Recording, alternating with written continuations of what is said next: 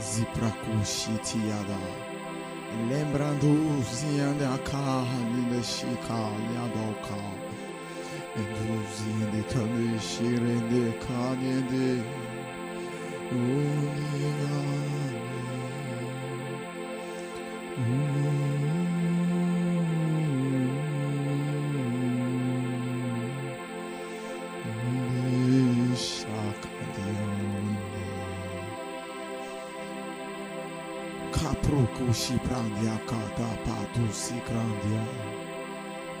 Today, I'm here to talk about the rights of God. The rights of God. God has rights over everything that ever exists. He has rights in heaven and in earth. Why? Because the Bible said in Genesis chapter 1, he said in the beginning, God created the heaven and the earth. Because he created the heaven and the earth, so he has rights upon it. He has rights over heavens, the heavens. And that's why when they sit on the throne, the 24 elders, they cast their crown and they bow to him. And that's why when he sit on his throne, the angels, they gather. Thousands of them, they gather and they sing to the Lord. He has rights to be praised. He has rights to be worshipped. It is right. And the heavenly bodies know that. He has the right to make decisions. He has the right to persuade any man. And he gathered in heavenly meeting and he said, who will persuade the king of Israel? Then the Bible said the lying spirits. This, I'm talking about 1 Kings chapter 1 verse 22. The Bible says lying spirits. 1 Kings chapter 22. There was an heavenly meeting and God was asking, who will persuade the king? And the spirit came. He said, I will come in form of a lying spirit in the mouth of the 400 prophets. And the Lord granted it. He has the rights. He has the rights over his prophets. He chooses when to speak to these prophets. He chooses when not to speak. Jesus was on the mountain. He prayed for 40 days and 40 nights. The Lord did not lead him. It was after 40 days and 40 nights the Lord led him to be tempted by the devil. It was after that temptation when the Bible said the angel of the Lord ministered to him. He has the right. God has the right to lead a man whenever he wants to lead. God has the right to speak. Jesus stayed on earth for 30 years. It was after 30 years old when God spoke from heaven. He said, this is my beloved son. This is my beloved son. He has the right. He has the right to allow you to go through that pain you are going through. He has the right to allow you to go through the afflictions you are going through. And that's why when Lucifer came to meet God, God permitted him. He said, you can touch Job, but don't take his life. And when Lucifer caused Job to be sick, Lucifer took his children and Lucifer took his wealth. Job knew that it is the right of God to permit affliction from the devil upon a man in form of a test. Sometimes it can come for other purposes, but Job knew that the Lord has his rights. That's why Job chapter 1 verse 28. Job chapter 1 verse 21. Job said, naked I came, naked I will return. The Lord has given, the Lord has taken. Blessed be the name of the Lord. Because Job knew it is the right of God to take. He knew it is the right of God to give. And that's why at that moment, after everything has been taken away from Job, he knew it is the right of God. Because God has given, God has taken. He knew those principles. The time came, Job wanted to fall. Job began to question God. He began to question God. And the Bible says, Job chapter 38, verse 4. God began to question Job. Because Job violated the right of God. He spoke against the right of God. And God said, in Job chapter 38, verse 4, he said, where were you when I laid the foundation of the earth? Verse 7, he said, where were you when the morning stars, I mean the angels or morning stars, he said, where were you when the morning stars sang for joy? They sang for joy. They were singing to the Lord. By then Job was not created. He created all things. He created the earth. He laid the foundation of the earth. And the morning sang on the morning stars, which are the angels. They sang to him.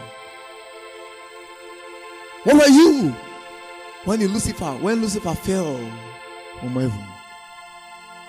Where were you when the 24 elders cast their crown and they bowed to him? We have no existence at that moment.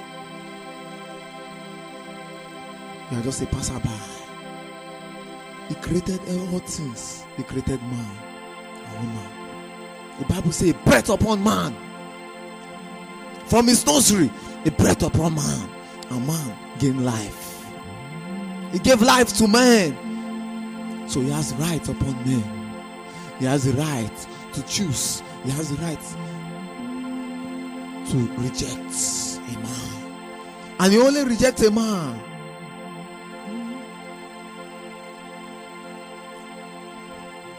when the man has sinned, and he gives second chance. He said, come to me, my son, for I'm waiting. He has the right. He has the right to pick any man he wants. The apostles, before they became apostles, they were fishing. Some were tax collector. And Jesus will come. He said, follow me, and I'll make you fishers of men. Because it is the right of God to pick whoever he wants. And they followed him. He told Jonah, go to Nineveh and preach the word of God. Jonah refused, and he was placed in the belly of the fish. From then, he knew and he understood the right of God. At that moment, he went and preached. It is his right to choose whatever he wants in our life. It is the right of God because he created us. Where were you when he created the foundation of the earth? Where were you when the morning stars sang? Where were you when the 24 elders were singing in heaven? You were no more. You were not existing. So he has the right upon you. Because in Genesis, the Bible says they created the heaven and the earth. And he spoke, let there be light, and light came. Where were you when the light came? Where were you when he was seeing? And the Bible says God saw that the light was good. He was seeing, but you were not there. You are not made at that moment. Where were you? So you have to bring in obedience. Whatever God is doing, you have to come in conclusion with the will of God. Because this is right over you. And that's why a person who has given his life to Christ is submitted to God Almighty, because he has understood that God is the creator, the supreme person. So that moment you give your life to Christ, you have to subject to him, because he has right over you at that moment. He has right over you at that moment. And that's why when Jesus saw the pain he will go through, he said, Father Lord, take this cup from me. But it's not by my will, but by your will. He spoke about the will of God. Why? Because he knew it's the right of God to make decision upon the life of man. I know you are going through pain now. You are going through suffering now. Jesus suffered. He said, it's not by my will, but by your will. Because it was the will of the Father. Because the Father has right upon him at that moment. And that's why he spoke on the cross. He said, Lord, why have you forsaken me? Why have thou forsaken me? Why have thou forsaken me? But he has nothing to do, because it is the right of the Father to do his will. To do his will. And this is the gospel of the kingdom. This is the message that was given to me by God Almighty. He said, tell them my rights. Tell them my rights. For the right of God is his will. And the will of God is the decision of God. He said, tell them my rights. For these are the right of God. He chooses who you want to choose according to his will. He teaches who we want to teach according to his will.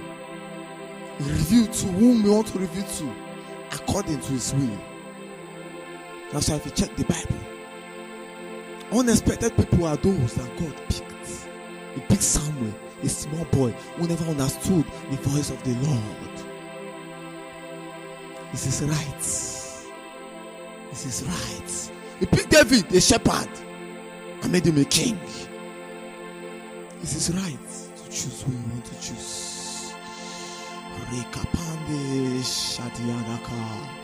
Oh Lord, make us understand your rights. Let us know what you want and what you don't want. Let us understand your will. Ziprakan de shakrandiendi elende shakata supro tiprakata no ande pando sipraka. I pray that as you listen to this message, you will know your rights. You will know what the Father is saying concerning your life. You will know his rights, and you preach. Why is there evangelism? Why? Because you are going to preach to bring souls.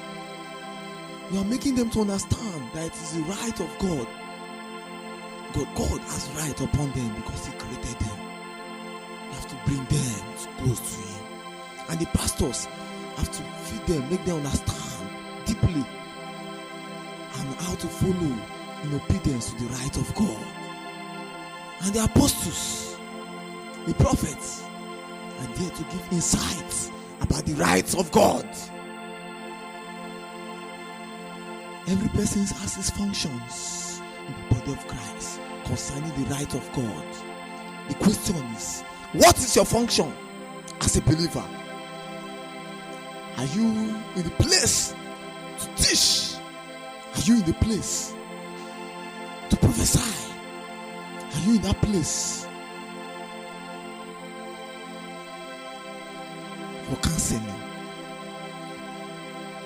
Make sure you are expressing the right of God. Let people understand what this right is saying. Thank you, Heavenly Father. Thank you for the word. In Jesus' name. Jesus' name. Jesus' name. Thank you for listening to this powerful message by Prophet Elijah A.A., President of the Mountain of God Evangelical Movement Worldwide.